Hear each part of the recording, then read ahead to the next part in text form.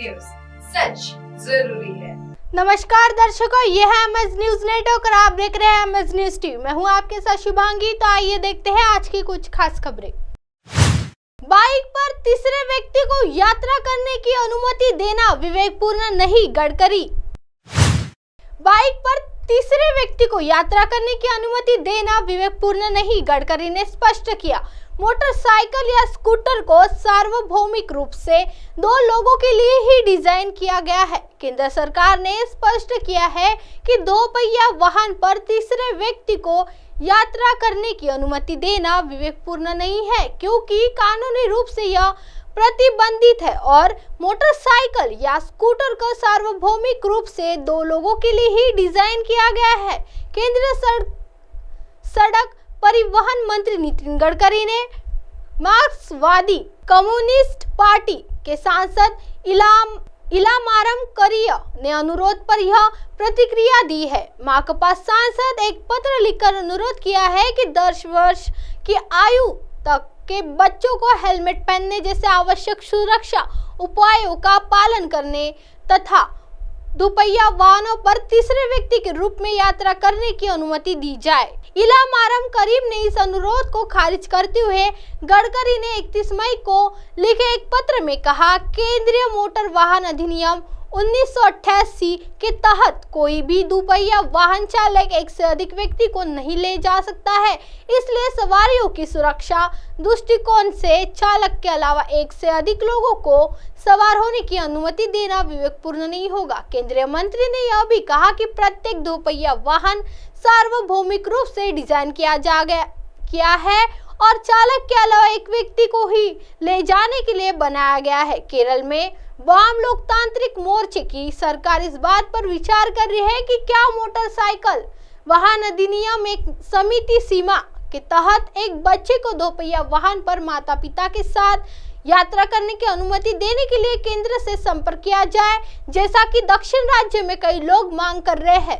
आइए बढ़ते हैं अगली खबर की तरफ। दुर्घटना के समय इतनी थी कोरोमंडल एक्सप्रेस की स्पीड। उड़ीसा के बालासोर रेल हादसे को लेकर बड़ी जानकारी सामने आई है।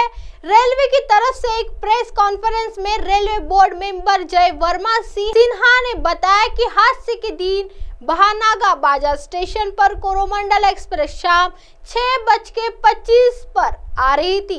ये 4 लाइन का स्टेशन है, जिसमें 2 मेन लाइन है। यहाँ 2 गाड़ियों को रोका गया था ताकि मेल गाड़ियों को क्लियर पाथ मिले। 2 गुड्स की गाड़ियां थी जिसमें मेल गाड़ियों को निकालना था। एक बैंगलोर से आ रही थी तो दूसरी कोरोमंडल एक्सप्रेस आ रही थी।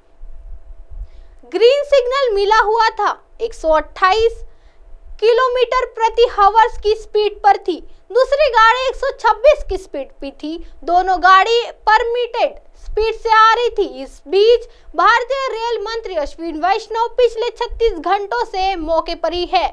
शुरुआती जानकारी के अनुसार सिग्नल इशू था, जो भी जांच के दौरान दायरे में आया है। सिग्नल इन इशू था जो भी अब कोरोमंडल एक्सप्रेस 128 किमी प्रति घंटे की रफ्तार पर थी। लूप लाइन में 2 मालगाड़ियां खड़ी थी। दोनों ट्रेनों के लिए ग्रीन सिग्नल था। यशवंतपुरम एक्सप्रेस 126 किलोमीटर प्रति घंटा की रफ्तार से थी। कोरोमंडल एक्सप्रेस मालगाड़ी से टकरा गई। इस बीच सिग्नल में गड़बड़ी की संभावना से लेकर इनकारी की गई है। अप लूप लाइन में आयरन और की मालगाड़ी खड़ी थी। कोलिजन का इम्पैक्ट बहुत था।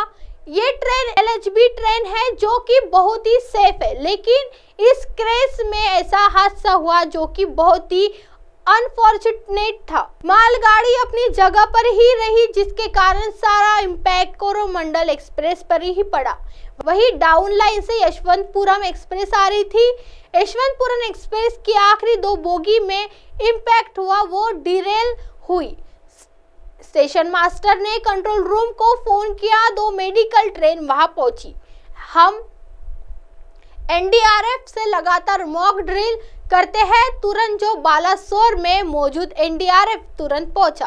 आइए बढ़ते हैं अगली खबर की तरफ। मणिपुर हिंसा के लिए जिम्मेदार कौन? नरेंद्र मोदी सरकार ने मणिपुर हिंसा की जांच के लिए 3 सदस्यीय आयोग का गठन किया है। पैनल की अध्यक्षता गुवाहाटी हाई कोर्ट के पूर्व मुख्य न्यायाधीश अजय लांबा करेंगे। जांच आयोग मणिपुर में दंगा हिंसा के कारणों पर प्रसार की जांच करेगा। जांच आयोग में 2 और सदस्य कौन? केंद्र सरकार की ओर से गठित जांच आयोग में जस्टिस अजय लांबा के अलावा 2 अन्य हादसों में पूर्व IAS अधिकारी हिमांशु शेखर दास और पूर्व IPS अधिकारी आलोक प्रभाकर शामिल है। आज जांच आयोग को 6 महीने के भीतर सौंपना होगा। रिपोर्ट। मणिपुर हिंसा को लेकर गृह मंत्रालय ने जांच आयोग के गठन की घोषणा करने के साथ बताया कि पैनल को 6 महीने के भीतर जांच रिपोर्ट सौंपना होगा। अधिसूचना में कहा गया है कि आयोग अगर उचित समझेंगे तो उक्त तिथि से पहले केंद्र सरकार को अंतरिम रिपोर्ट दे सकता है। मणिपुर हिंसा के लिए जिम्मेदार कौन? जांच पैनल करेगा जांच। गृह मंत्रालय की ओर से जारी अधिसूचना के अनुसार आयोग 3 मई को और उसके बाद मणिपुर में विभिन्न समुदाय के सदस्यों को लक्षित हिंसा और दंगों के कारणों तथा प्रसार के संबंध में जांच करेगा। यह आयोग उन घटनाओं की कड़ी और ऐसी हिंसा को जुड़े सभी पहलुओं की जांच करेगा। यह भी देखा जाएगा कि क्या किसी भी जिम्मेदारी अधिकारियों, लोगों और इस संबंध में कोई चूक या कर्तव्य में लापरवाही हुई। जांच में हिंसा और दंगों को रोकने तथा इसमें निपटने के लिए किए गए प्रशासनिक उपायों पर भी गौर किया जाएगा। अधिसूचना के अनुसार आयोग द्वारा उसके समक्ष किसी व्यक्ति का संगठन द्वारा दी जाने वाली शिकायतों पर भी गौर किया जाएगा। अब आप हमारे चैनल को आपके मोबाइल पर भी देख सकते हैं। मोबाइल ऐप पर देखने के लिए play store MS news T आज डाउनलोड करें। इंस्टा, ट्विटर, हाइकूक, फेसबुक और कई सोशल मीडिया के प्लेटफॉर्म पर हमारा चैनल उपलब्ध है। आप इसे यूट्यूब पर भी देख सकते हैं। आप हमारे चैनल को लाइव भी देख सकते हैं www.msnews3.com पर। फिलहाल वक्त तो चला है दर्शकों ब्रेक का। ब्रेक से लौटने के बाद देखिएगा देश और दुनिया की तमाम खबरें। बने रहिए MS न्यूज टी पर। नमस्कार।